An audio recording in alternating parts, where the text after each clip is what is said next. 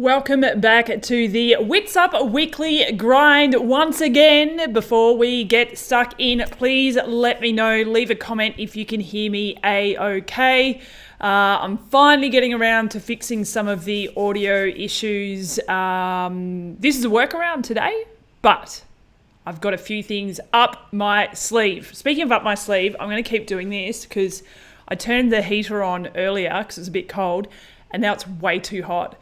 And I feel like I'm really going to overheat during this because I tend to get excited. Thank you, Kate and Nadine. You can both hear me well. Fantastic. Hi, Jay. How you doing? I am great. Oh, no, you said hear you great. No, I hope you're great. I hope you're great, though. Hope all's well. Thanks, team, for tuning in, whether you're tuning in on Facebook or YouTube. Let me know. Leave a comment as well. Let me know if you are tuning in on Facebook or YouTube. Before we get underway, I want to thank, we've had an influx of Patreon members, and I want to thank you all for signing up. We really appreciate it. It helps us, obviously, to continue to do what we do. I missed last week's Witsup Weekly Grind. Sometimes life gets in the way, and on Mondays it's really, really hard sometimes to stick to that scheduled timing of the 1 p.m. Australian Eastern Standard Time. Now we're not in daylight saving time anymore. And just getting the week underway, I'm noticing it's been a bit tough, but we're hoping to get back on track. But while we're at it, I'd love to know, what do you think of this time for the Witsup Weekly Grind? I like to have it during the day for a couple of reasons. One reason, it means I'm drinking coffee, which is kind of the namesake of the Witsup Weekly Grind. And the other reason is we hit both the US audience and the Australian and New Zealand audience as well. So that's why I chose 1 p.m. Melbourne time, which is Australian Eastern Standard Time. But my other option potentially, unfortunately, we missed the UK. It is the UK and Europe. It's the middle of the night over there, unfortunately. But what do you think about a 9 a.m. start? You've just started work for the day. You may not be, like, it's a Monday morning. You may not be raring to go yet, so you can join me for the weekly grind here at 9 a.m.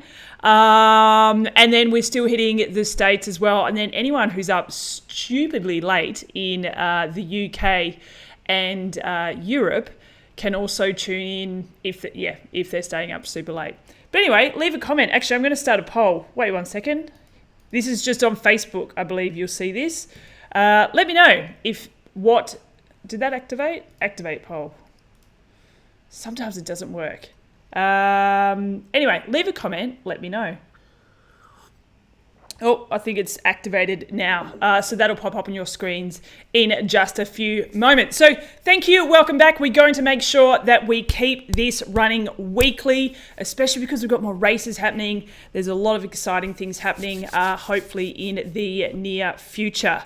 Thank you all for tuning in. Let's get underway with a bit of chat. Now, I just need to change a few things here. First thing I wanted to talk about was Daniela Ryf. If you did not see, it's quite a few announcements in one piece, which is really, it's bizarre. It's bizarre in that we don't hear much about Daniela. She rocks up to races. She does her thing. She's very pro.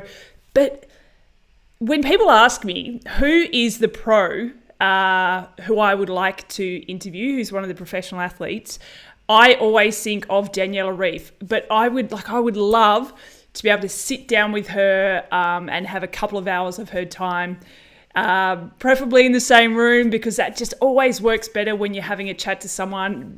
People start to feel a little bit more comfortable.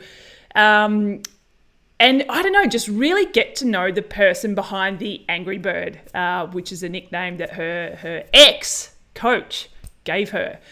So speaking of which, she announced, and I've left a link in the description of this program.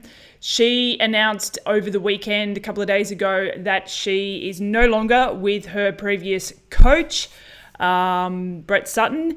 and she will be coaching herself. So a couple of things on that. What I'd love to know from you, I'm just trying to think of athletes who have coached themselves, who've been really successful at coaching themselves. Leave me a comment as well, and let me know if you can think of any of the professional athletes who have coached themselves and done exceptionally well while doing so. I'm really interested. From what I understand with Daniela, she's going to continue along the lines of what she has learnt over the years with Sutton, and, I guess just take a little bit more ownership and control of what is happening with her training, and I guess beyond as well. So we found out that in the interview. I'm actually going to bring it up because, here we go, because I can, because how cool does that look? So here's the announcement plurals that she made over the weekend. She also did an interview with Bob Babbitt, and I believe Nick Mallett has left a comment below, which gives you a link to the Bob Babbitt interview as well. So make sure you go and check that out as well. It was a great chat. Just quickly, Kate Somerville has said, yes, this time works well in the US. Nadina said, this time is good. Monday mornings are usually busier at work, whereas Arvos tend to be quieter. All right, that's interesting. I don't live a normal life, working life, so I don't really know what works and what doesn't. So I appreciate the feedback. How's that for a plug? Boop, Witsup. Yep, Witsup spokeswoman mug. Anyway, this was the article that was written in a Swiss, I assume that's Swiss. Is that Swiss? Schweizer I don't know even why I bothered trying to pronounce these names. But the leading headline is, I've been in love with a woman. And I don't know, I guess my immediate reaction to that headline is, oh, wow, I don't want to say that she's been shy or closed off about speaking about her relationships, but she doesn't talk about her personal life very much at all. So when I saw that headline, my immediate thought was, she's talking about a relationship, not that she's talking about a relationship with a woman, that she's just talking about let's call it a romantic relationship. So I just found that really interesting, and obviously that drew me in straight away. But you'll see if you read this article, and again, I have linked this in the description. Otherwise, it's on her website. Just jump on and click the English button so you can actually understand what it says. It doesn't really talk about the headline until later on. But again, things like, are you happy? I think it's a great question. And I feel like these are the kind of things she was asking herself throughout the pandemic. And she touches on that as well. She's had time to, I guess, think about what truly makes her happy, what success means to her, fulfillment means to her as well. And again, I'm fascinated by this because Daniela hasn't traditionally been a super open person when it comes to her personal life. So I was really keen to check this out. She talks about her injury as well. But one thing I wanted to go back to, so if you go down, there's some really cool photos too. And I think it's nice to see more casual photos as well, to get a bit of a sense of, it just provides another side of her that we don't always necessarily see. And please leave me a comment. Let me know if you have read this article or if you've watched the Bob Babbitt interview. Let me know your feedback and any of your comments. Now, where are we? Obviously, we spoke about this. She has left Brett Sutton and is going to be coaching herself for a while. I don't know how long that will be. It'll be interesting to see what that might be. She even talks about family to an extent as well, which a lot of professional women shy away from talking about. It's a subject that we need to probably talk about a lot more. But I feel like in my experience with speaking with a lot of professional women, there is still a little bit of that hesitation because of potential sponsorship issues. It's not the way it should be. It's the way it is. There's no denying it. Not all sponsors, but it is the way it is, and that is fact. Where's the bit that here we go. This is the bit that I wanted to talk about. Iron Lady, Machine, The Untouchable. Which one of these labels do you find annoying? So I read that and thought, geez, I've spent a lot of time using those labels. I definitely have used Machine, no doubt about it. But let me be clear. When I am talking, whether it's in the written form or here or on a podcast, when I'm referring to someone as a machine or untouchable, I am talking about the athlete on the race course. I don't believe, and actually the interview that I do with Alicia Kay on this week's podcast, it's coming up this Friday, we even discussed this kind of thing. I don't believe that the people on the race course are the same people off the race course. Correct me if I'm wrong. What do you think? But I definitely think there is white line fever. It's almost like a persona that appears when you get on a race course. And I think you kind of almost need to have that because you've got a job to do and you are competing. You're racing against friends and probably very extremely lovely people, but you're a competitor. And that takes a certain amount of, I don't know, gusto, and there's, switching something off, switching something else on. And so that's whenever I'm talking about athletes and I refer to them as machines, that's what I'm referring to. I don't in any way, shape or form think that they are like that in their personal life. And that is why I love doing the podcast. It's one of my favorite things because you get to find out who the person is behind the athlete. And I think it's important. I think people want to know that kind of stuff. And it's entertaining. It's interesting. There are so many layers and levels to these professional women who race. And anyway, so I just found that interesting, and I love that I'll read out the response. She said, "I'm well aware that I'm partially to blame when it comes to those nicknames," and laughs. Ha! That's how she would laugh. Ha! I certainly have this ambitious, very disciplined side. I'm hard on myself in training, but that's only one aspect of my personality. I understand that categorizing things and people help us find orientation, that this pigeonholing provides us with a handle on life. But I want to live free of conventions. That's why I also leave the family question open. And I'm currently building a house in my home region of Jensburg as a single person against all social norms. Fantastic. Ryf, who is talking about her career and social issues, always keeps personal relationships out of the public eye. And I touched on that earlier. She will continue to do so in the future in order to protect my dearest people. However, she now wants to share a very personal experience. I have also been in love with a woman. And that's where the title of this article came from. And then it goes on. And I'm not going to sit here and read it all out because I think it's an interesting discussion. She seems very, very open when she's discussing all these different topics. For me, I really want to have a chat with Daniela, and I've been trying to get her on the podcast for a very long time. And maybe at this point in time might be a great time. What do you think? What would you like to ask Daniela Ryf? And if Daniela Ryf is listening, I highly doubt it, only because it's the middle of the night over there. But if you are listening, or one of your people are listening, I would love to have you on the podcast. It's time. It's time that you and I had a chat.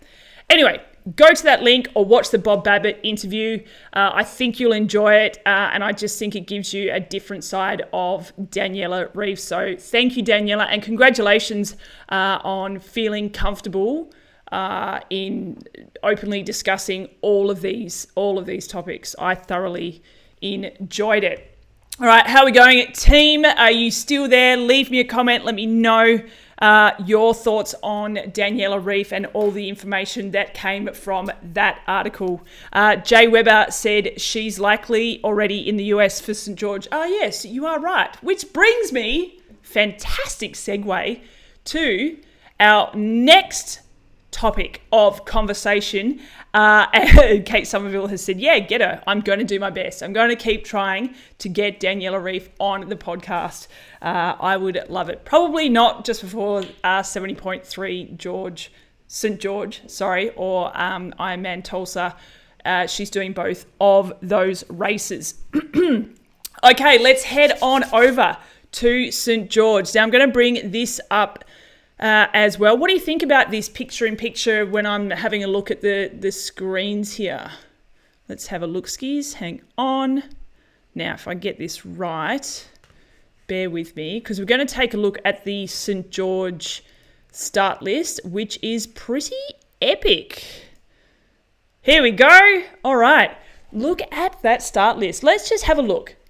All right, so we have got, Holly Lawrence, we believe, is still racing. I just sent off a message just to double check. We're pretty sure she is still racing. Kate Somerville just quickly said, get Lisa to track her down on the Sedona trails. That's where she's headed. Ooh, I'll have a chat to her. North American Championships, Ironman 70.3 St. George. Alrighty. Now, the last time this was raced was 2019. Holly Lawrence was the winner and she won by nearly 8 minutes. So she obviously has the number one ranking again for this weekend's North American Championship. And speaking of bib numbers, as you can see there, the women have got the number one and onwards bibs. Always great to see. It may not seem like a big deal, giving the professional women the number one bibs and number two, you know what I mean. But it is. It's little things like that can make a difference, and it's important to make those kind of changes because they're actually very small changes, but they can actually help change the culture and help professional women be recognised and be heard as well. Who else? We've obviously got Daniela Ryf on the start line as well. I think it's going to be a cracking race. Who is your pick? I'm going to put a poll up in just a few seconds. Who do you think? Let's pop this up. Pause poll and let's pop this one. Who is your pick for Ironman 70.3 St. George? Let's go back here. So Holly Lawrence, Daniela Ryf. Next on the list is Paula Finlay. Now, she finished second here in 2019. But like I say, Holly Lawrence had an absolutely cracking day and finished by quite a large margin. Paula obviously won at Challenge Daytona at the end of last year. Didn't have a fantastic race at Challenge Miami, but she also wasn't expecting to have a fantastic race on the back of Daytona, and then she was moving house and moving vans and doing all the things. So I'll be interested to see where her form is at this weekend coming up. Who else have I put on there? I've also put Sky Monch as another potential. There's plenty of potential. Don't think that I'm just choosing these four. I just went with essentially the top three and then basically the current sort of highest ranked US athlete. Essentially, that's what I chose, Sky Monch. But please leave me a comment. Let me know if you don't think any of these women are going to win and who you would, if you're a betting person, who would you put your money on this weekend? Aisha, what a great name. Aisha Bibi Osman. How did I go with that? Aisha Bibi Osman. Did I get that right or close? Give me out of 10. How did I do in pronouncing that? Has said Emma Pallant for the win. Now, with Emma Pallant, do we say Emma Pallant Brown? Recently married. And yes, of course, she's another one for a shot at the title. Left Team BMC last year, is now with Specialized, riding their bikes, and recently just won the South African Championship as well. So that was a great hit out for her. It'll be fantastic to see how she does on this course. And like Kate Somerville said, it is a hilly beast in St. George. I have to get to St. George one day. It looks phenomenal. I think it's one of the races that I definitely, even if I don't even get to watch the race, I just want to go and photograph and get the drone up, and it just looks amazing. Tough course. Only the tough can win at this course. You need to be relentless. It is hilly, it's hot, it is going to be tough. It's a tough one. Candace Turner, hey mate, how are you? Candace Turner, for those of you who don't know, I have known for a very long time. She CEO? Is it, you are COO or CEO? COO, maybe EO, I don't know. Over at XLab Accessories. Hi Candace, hope you're doing well. She said looking forward to watching the race. It is stacked for sure. And you can see here, it is a cracking list. Skymont, like I mentioned, and in the poll here, we've got, excuse me, she recently won 70.3 Texas. Sorry, Candace, it is CEO. Kate Somerville has said, will there be coverage at St. George, do you think? I'm guessing no. I haven't seen anything yet. Someone correct me if you know anything differently. Also, while I'm here, if you know anyone in St. George, if you are in St. George this weekend, please give me a shout out. We'd love to get your help to try and see if we can get some updates throughout the day, because I'm really interested to see how this race goes. As you can't see the mouse, can you? No. Sarah Crowley has been over in the States for quite some time, since late last year. Yeah, maybe Daytona. Yeah, she has been over there for quite a while. And we haven't seen Sarah in the couple of races that she's done. We haven't seen her return to her Sarah Crowley form as yet. But it'll be interesting to see how she goes this weekend at St. George. Just jumping back to some of the comments that are popping up. Candace has said, I don't like the titles though. I would be sad if there's no coverage. Aisha said, I got 9 out of 10. Yeah, 9 out of 10 for my pronunciation of her name. It's such a great name. I love it. I'm South African, so she's one of our adopted faves. Not forgetting Jenny Metzler as well. Yes, she will have a cracking day here too. She, finished second at 70.3 Texas. Now that's off the top of my head. I think it was second. If not, definitely podiumed. I think she got second though. At 70.3 Texas. Pam Goodley says, crazy that Ironman doesn't get a crew to give live coverage other than on Twitter. Yeah, it is very unfortunate. It is crazy. It's unfortunate. It's, let's hope, but like I say, I don't know for sure. We'll keep you posted once or if we hear anything. But again, if you are in St. George this weekend, please let me know if you know someone who's there spectating. Give me a shout out so that we can see if we can at least try and get some kind of updates throughout the day. I'd love to be able to try and organize something, and I know it's last minute, but that is the nature of the beast. Anyway, keep going down through that list. Carrie Lester, Lindsay Corbin, we're going to see a return to racing by Lindsay. Jenny Metzler, we've already discussed, obviously. Another one, Jackie Herring, phenomenal runner. We'll definitely see her do well on this course. I mean, the list goes on and on and on. Fenella Langridge has been spending time actually in Arizona with Lisa Roberts in the lead up to a couple of races in the US. Now, just interestingly, Nth American Championships at St. George 70.3 hasn't been won by an American. And again, correct me if I'm wrong, North America covers Canada and the USA, right? Correct. Yes, I'm pretty sure. Correct me if I'm wrong. So Canadians who have won are the official North American champion. But last time it was Holly Lawrence, who is, she is a Great Brit. So she wouldn't actually have the title because she's not a North American. Obviously she won the race, but that means that's right. That means the title goes to Paula Finlay because she was runner-up and she's Canadian. And it includes Mexico, Jay Weber said as well. Never knew that. Thank you. Appreciate it. So let's just go back through the list of winners at 70.3 St. George. 2019 was Holly Lawrence. 2018 was Paula Finlay. 2017 back to Holly Lawrence.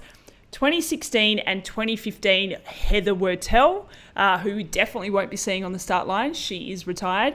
And then it goes all the way back to 2014 when Meredith Kessler was the last American to win the 70.3 North American Championships. So with that in mind, who do you think, let's have a look at the US athletes, who do you think is the best athlete to bring home the North American Championships to the United States of America? I'm going to put it out there, and I'm going to put my money on Sky Monch. No pressure, Sky. Let us know. Let's have a look to see what the poll is doing on St. George, and then we will keep moving forward. So it looks like, a lot of people are definitely saying Daniela Ryf for the win, and Holly Lawrence and Paula Finlay as both equal. So that will be interesting. No one has picked Sky Monch for the win yet. But we'll keep the poll going until the end of the show and see if that changes at all. So don't forget to click on the poll. Let me know what you think. And if you don't think the winner is out of Holly Lawrence, Daniela Ryf, Paula Finlay, or Sky Monch, just leave me a comment. Let me know. All right, I'm going to give my voice just a little bit of a break, and let's see what happened in the world of racing in triathlon last weekend with the Sid Slam.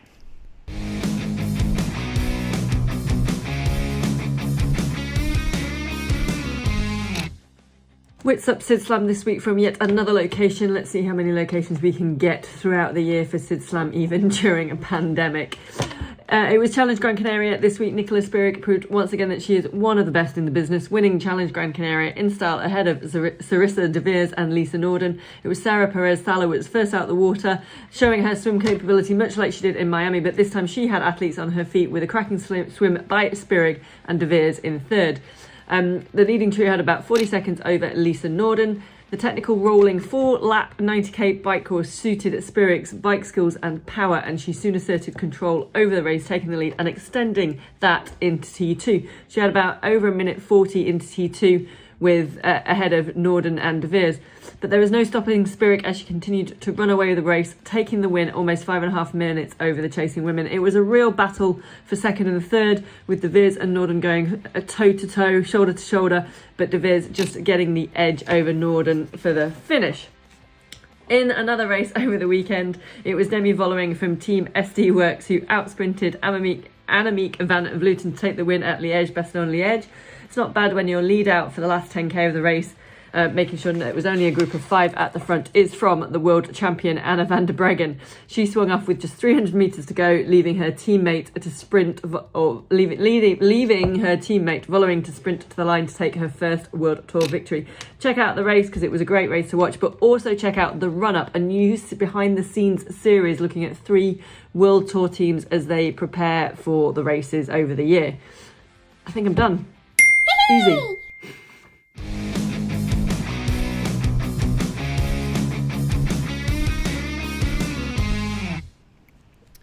Oh, she's done it again.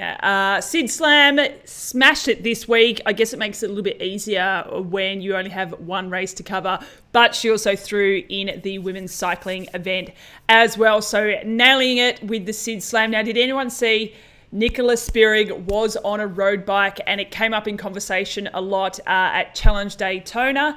It didn't seem to suit her well. It didn't seem to suit her well at Challenge Daytona. There's probably many reasons why she wasn't on the podium at Challenge Daytona, but interesting to see. The bike courses are completely different. Such a tough bike course at Challenge Gran Canaria, and a road bike a little bit more suitable. But it just goes to show she is a phenomenal athlete. So fantastic to see some great racing at Challenge Gran Canaria. Sarissa De Vries as well in second place. I met Sarissa at Challenge Iceland in 2000. And I'm going to say 17, I think it was, 2017. That was the only time I've ever met her. Her parents actually drove me, because Challenge Iceland, unfortunately, it doesn't exist anymore, and it's a real shame. If they ever bring it back, I cannot stress this enough. You need to go. Iceland is just a phenomenal place. It is an incredible place. I wish I'd stayed longer because there was so much exploring to do. But the race, it's cold, funnily enough, but for not just beautiful place. The bike course is amazing. I might even bring up some drone footage again just so that you can see what the bike course was like. And running's still stunning, but that bike course is so good. But anyway, Sarissa De Vries's parents actually took me in their rental car out on course on race day because there weren't motorbikes and stuff for media, or there weren't enough.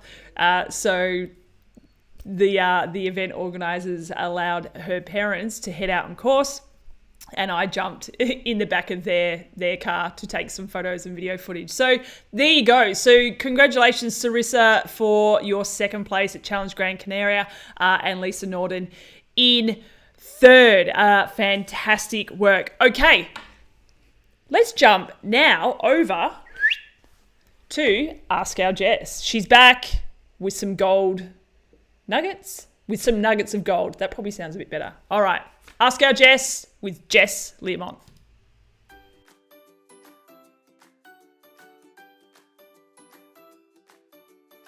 Ask Our Jess. This is by Jacques, I think. Jacqueus. That sounds French. God, I'm glad you're the one that's reading them out. I would not be reading them out. Oh, shit. Okay. Do you feel like the bike leg for the Tokyo Olympic course is tough enough? Good question. It's not bad. I'd say that. It's probably not tough. It's really flat. But I do quite like that you're out of sight for quite a lot of it. So that's quite good. Because, out of sight, out of mind. So it's not an out and back, but it is flat. So, but it's just the heat, so it makes it hard. So it's not too bad. I didn't mind so much. Okay. I'm curious about out of sight, out of mind. What kind of shenanigans do you want to get up to? Just skipping parts of the course, all sorts. No. Yeah, because then people forget, and I'm sure they don't forget. But if they can't see you in a break, I always think people switch off a bit. Got it. Yeah. Got it. Just go, there's someone at the front. I forgot about that. Hopefully, anyway. I'm just at the Olympic Games that it's been 5 years since the last one, and I don't know, just forgot there was people in front of us. Yeah. Oh, I've forgotten that lap. Oh, yeah, where am I again? Everyone will be doing that, I'm sure. I probably will. You definitely will. What's the injury you've been dealing with, and how is rehab going? The injury I had was a sacrum stress fracture, and it's all right. It's going fine now. Yeah, I'm all right. I mean, I'm not flying, but I'm training, so it's all right. Yeah, I don't do things by halves. Just like to break my back and that. So this is never normally about me, but I have to share this story. I accidentally broke my friend's coccyx bone. Yeah. We were at a party and she was bouncing one of the fit bowls, the big, Swiss ball, fit ball. And I thought it'd be funny to kick it out from underneath her. And she landed, and broke it. Now, I found this website that's called a random question generator, and I like the randomness of it. So I'm going to click for a question, and I'm going to ask the first one that pops up. What could go wrong? Yeah, exactly. What talent would you show off in a talent show?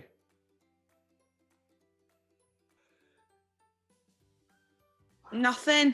I honestly have not got anything other than swim, bike and run. And even that's not really a talent. I used to be able to do that thing, with the plate, but that's so boring. Nothing that exciting. Yeah, but I can't do that with a plate. Oh, it's quite fun until you get it going and then you think, it's a bit boring now. So I'll probably get nah. What's yours? What would you do? I think it's an English show, The Sooty Show. I don't know if this would come across on the microphone, but I can make the sweep noise. It's highly attractive when I do it. You probably can't hear it. Yeah, that's good. That's really good. Oh, it was good, that programme, wasn't it? I liked that, so in sweep. Yeah. Thanks. Bye.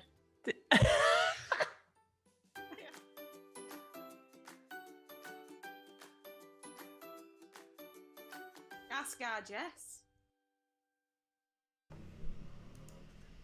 Oh my gosh, she is an absolute pisser. I thoroughly enjoy our catch-ups. They are, however, usually first thing Monday morning. So I usually record the day that we are doing this, and it's a great way to start the week, I got to admit. But I just don't think I'm ever truly ready for Jess Learmonth and her hilarity at 6 a.m. on a Monday morning, because of course the time difference, we have to work like that. Now I've just popped up our feature link. If you are not already a Witsup Patreon member, please consider joining up for as little as $5 a month, which is, I don't know, about $7 Australian a month, I think it is. We'd really appreciate it. It shows that you appreciate all the effort that the Witsup team puts into everything that we do here.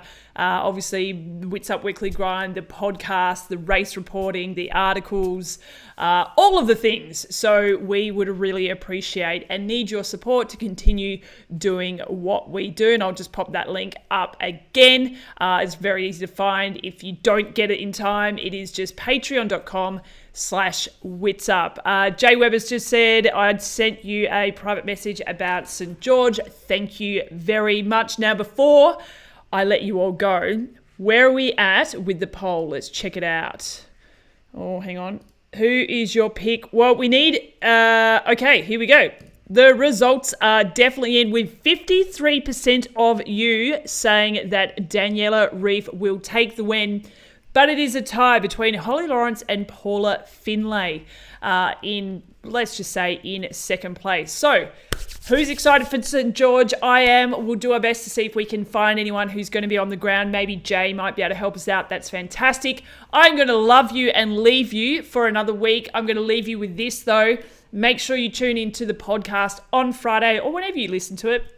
That's completely fine. But I'm really looking forward to my chat with Alicia Kay being published. I got a lot out of it. It's a long one because I just wanted to keep asking her questions, and we just had a fantastic chat about so many things that you would never even think would come up in a triathlon podcast. But that's the way that we do things here at Witsup. Hope you're all doing well. Thanks for tuning in. Once again, from the sounds of things, it looks like from the response that we got from everyone that we'll keep this time, 1 p.m. Australian Eastern Standard Time, which is 1 p.m. Melbourne time, and whatever time that is in the US, across the US. But anyways, thanks for tuning in. Look after yourselves, and I'll see you next week. Peace out.